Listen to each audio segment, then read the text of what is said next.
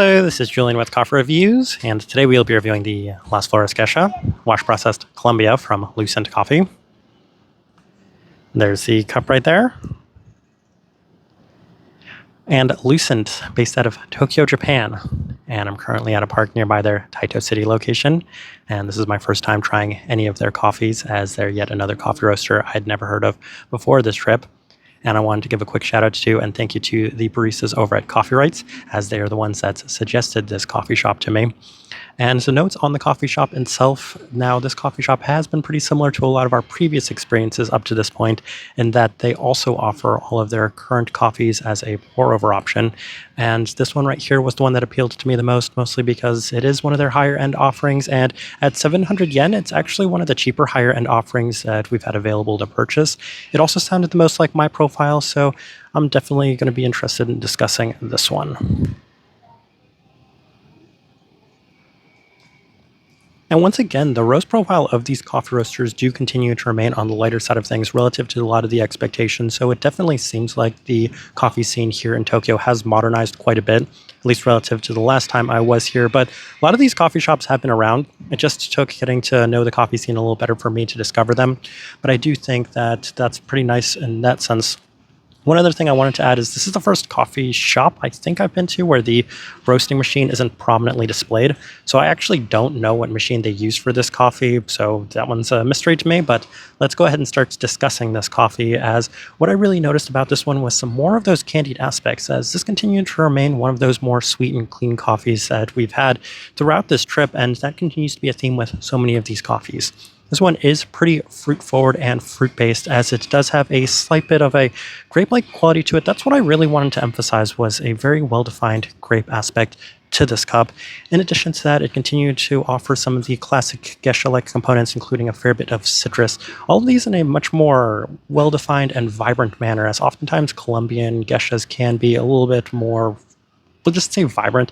They just offer a little bit more, we'll just say sweetness and intensity, as opposed to a lot of the other geishas from other origins. So let's go ahead and put up the tasting wheel so you can see what we're getting.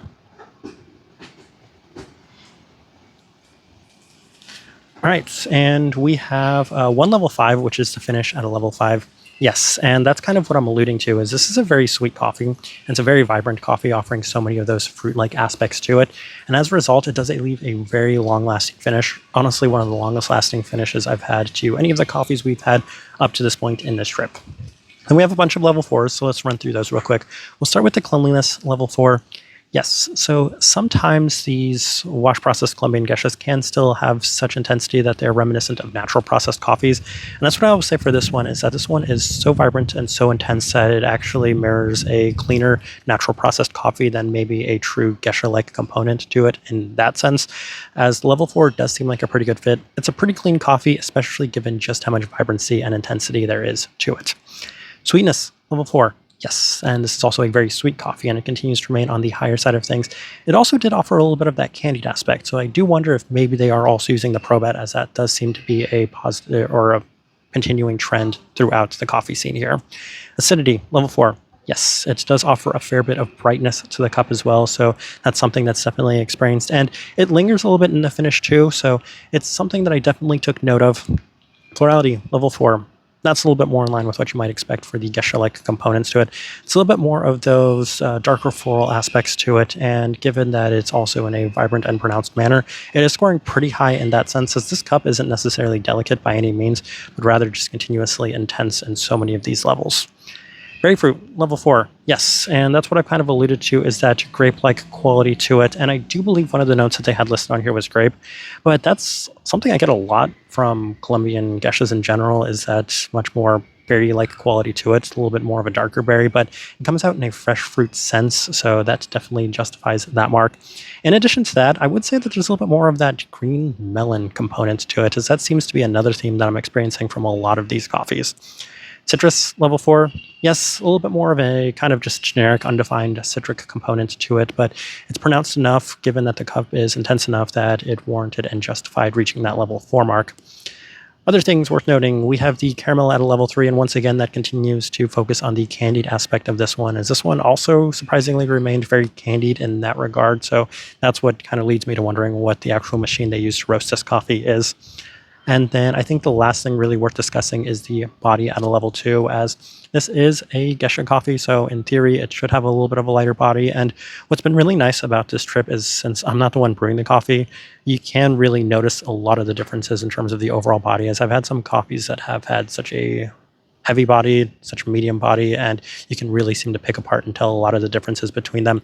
This one right here feels like a level 2 through and through, so I feel like this tasting wheel is a pretty good representation of what I was getting from this coffee. All right, so my overall thoughts and impressions of this coffee, honestly, I have two, and the first I want to say is that I think I wish I would have picked something else out from them. Not because I didn't necessarily like this coffee, but because I've had quite a few coffees like this. And one of my favorite things about visiting these coffee shops here is trying something unique and different that I haven't had a lot of pretty much anywhere in the world. So this one right here, being very much in line with a lot of previous experiences, isn't necessarily ideal. With that being said, it's nice. Like, it offers all of the characteristics and traits I am looking for. It's got nice clarity. It's got great sweetness. It's got great vibrancy in terms of the fruit as well as the floral direction. So it's offering the big four in terms of what I'm looking for.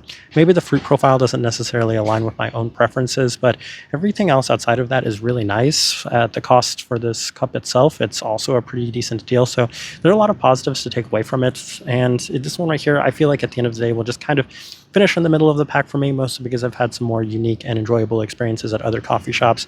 But before I even leave it at that, I did want to say that honestly, this might have been my favorite coffee shop, at least in terms of the interior that I've experienced. It does remind me a lot of some very modern coffee shops that you will find all over the United States. So massive credit to them on that. I actually really like this company, and if I do come back anytime soon, then I'll definitely want to visit their shop and try something else. Type of person I would suggest this coffee to is anybody that does like their much more vibrant wash processed coffees, because that's the first place I want to start.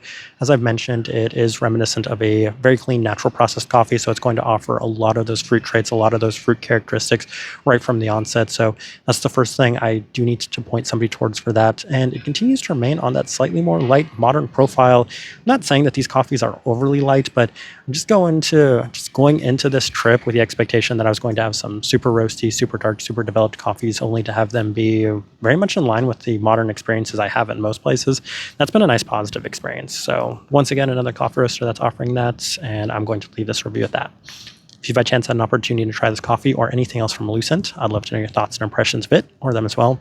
If you're enjoying the content, give this video a like, subscribe if not already subscribed. This right here has been a review of the Las Flores Geisha Wash Processed Colombia from Lucent Coffee.